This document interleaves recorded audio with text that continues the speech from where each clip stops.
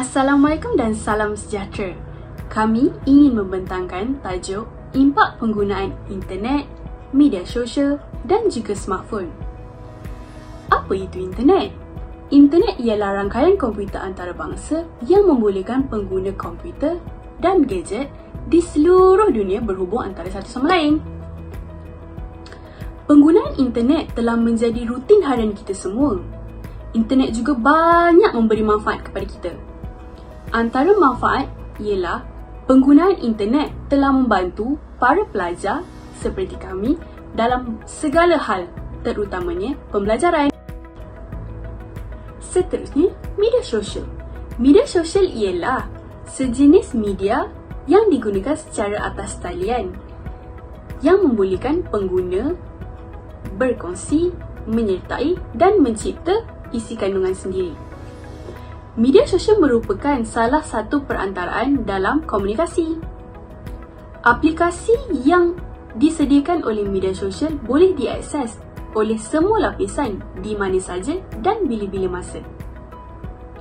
Pada masa kini, media sosial menjadi tulang belakang kepada para peniaga yang memainkan peranan yang amat penting bagi kelancaran perniagaan mereka. Smartphone atau telefon pintar. Smartphone atau telefon pintar ialah telefon bimbit yang mempunyai ciri pengkomputeran dan ketersambungan berbanding telefon bimbit biasa. Smartphone ialah sejenis gadget yang amat canggih dan seiring dengan perkembangan semasa. Selain daripada digunakan untuk berhubung antara satu sama lain, smartphone dengan adanya internet dapat digunakan untuk mengakses media sosial. Dengan adanya smartphone, hidup kita akan lebih produktif dan ianya dapat membantu untuk menyelesaikan tugas dengan lebih cepat di mana saja.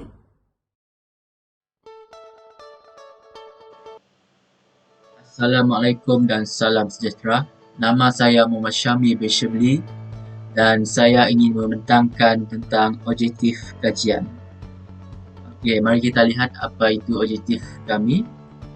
Yang pertama adalah mengenal pasti impak penggunaan internet, media sosial, smartphone dari segi keburukan dan kebaikan.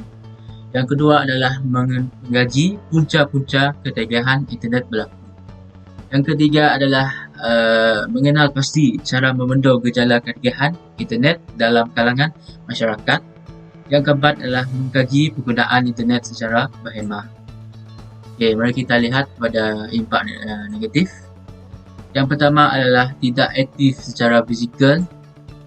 Yang kedua adalah akan mengakibatkan obesiti. Yang ketiga adalah pengasingan diri yang melampau. Mari kita lihat dari sudut impak positif pula. Yang pertama adalah belajar secara atas talian.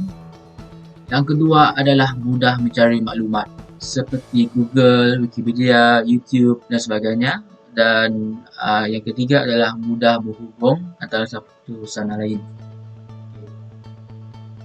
Mari kita lihat punca ketidakan internet. Okey, yang pertama, paparan antarmuka yang menarik, hiburan secara percuma, perkongsian informasi pantas tanpa balasan, pusat sosial yang interaktif. Okey, ini adalah cara membendung kekadihan internet.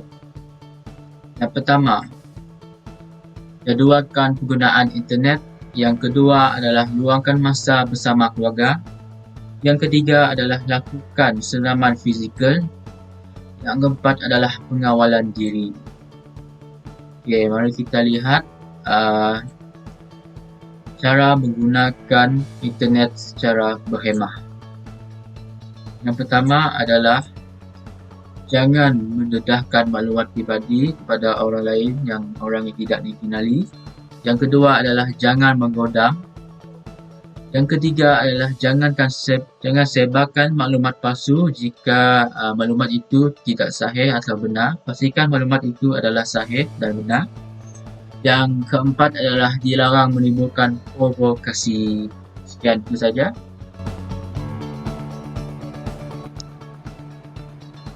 Di sini kita nak tengok isi penting untuk hari ini. Internet ialah gabungan perkataan inter dan network, iaitu internet atau antara rangkaian.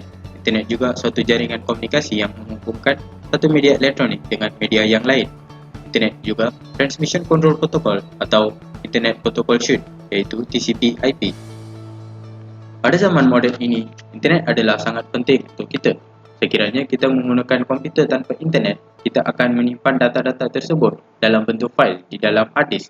Tetapi di dalam istilah internet pula, kita menyimpan fail tersebut di satu tempat dinamakan host, yang mana seluruh rangkaian komputer di dunia ini boleh membaca fail tersebut. Inilah yang dikatakan dunia cyber. Media sosial. Media bermaksud alat atau pengantara dalam komunikasi ataupun perhubungan. Sosial pula bermaksud segala hal yang berkaitan dengan kemasyarakatan. Media sosial secara mudahnya membawa erti instrumen sosial dalam berkomunikasi. Media sosial ialah satu platform untuk kita komunikasi, contohnya Facebook, WhatsApp, Twitter, YouTube dan sebagainya. Seterusnya, smartphone. Smartphone ialah telefon bimbit yang mempunyai ciri pengkomputeran maju dan ketersambungan.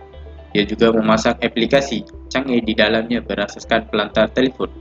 Ia juga menggunakan sistem pengandalian yang menyediakan satu pelantar untuk pembina aplikasi. Sejak kecil sudah mula kita gunakan smartphone dan setiap orang memegang satu smartphone.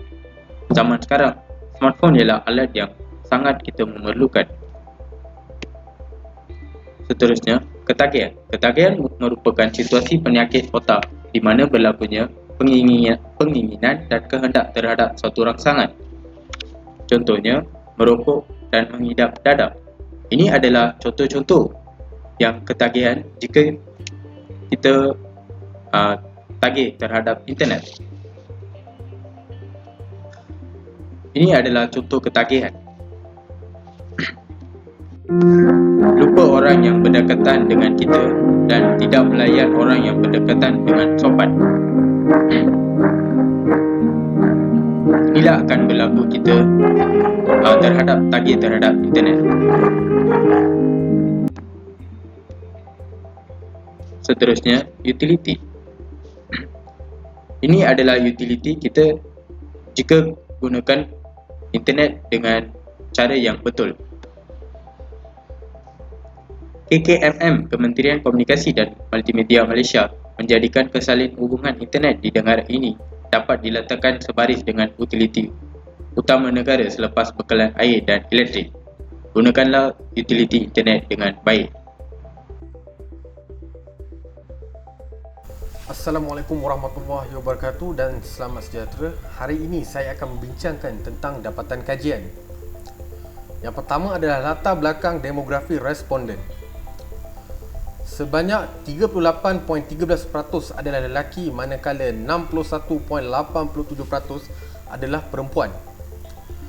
56.52% adalah mereka yang berumur 20 tahun dan ke atas, manakala 22.41% daripada mereka adalah 30 tahun dan ke atas, dan selebihnya 21.07% berada dalam lingkungan umur 13 hingga 19 tahun. Sebanyak 63.88% daripada mereka tinggal di luar bandar dan 36.12% tinggal di luar bandar. 63.21% responden adalah pelajar dan 14.72% bekerja secara swasta, 11.37% bekerja sendiri dan 10% adalah bekerja dengan kerajaan. Persepsi masyarakat terhadap media sosial dan rangkaian sosial. Majoritinya 98.66% mempunyai smartphone dan 1.34% tidak mempunyai smartphone. Majoriti 38.8% menggunakan media sosial daripada 2 hingga 5 jam dan 35.79% menggunakan media sosial lebih dari 6 jam dan 22.4% menggunakannya pada setiap masa, dan hanya sebilangan kecil 3.01% menggunakannya kurang dari 1 jam. Antara aplikasi yang gemar digunakan oleh responden adalah yang pertama Messenger WhatsApp dan Telegram iaitu sebanyak 55.18% dan YouTube 14.72% dan Instagram 13.71%, manakala Facebook 12.04% dan paling sedikit WeChat, Tinder dan Twitter adalah 4.35%. Antara tujuan penggunaan media sosial adalah sebanyak 54.52% menggunakannya untuk lain-lain, dan pendidikan iaitu sebanyak 27.09%, dan perniagaan online adalah 8.36%, sementara 6.69% menggunakannya untuk mencari kenalan dan selebihnya 3.34% menggunakannya untuk publicity. Dan antara tujuan penggunaan rangkaian sosial adalah 46.49% menggunakannya untuk berhubung dan 41.8% menggunakannya untuk berbincang dan 11.71% menggunakannya untuk berkenalan.